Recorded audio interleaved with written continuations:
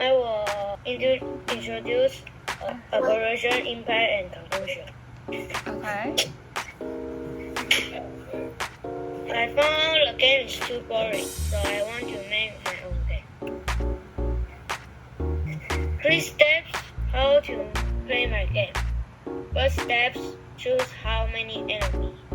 Second step, move the sprite. You win if you don't get eaten by ghosts. First step. Second step.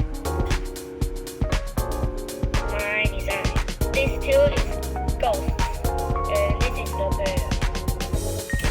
But that player looks more like a ghost. If the player touch the food, the player will be teleported to level 2.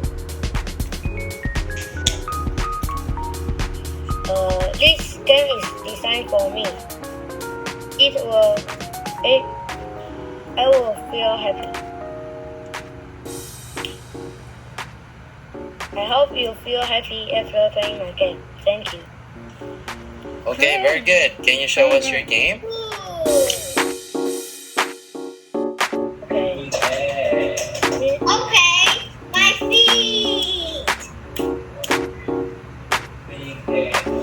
Big feet. If you press C, you can shoot left.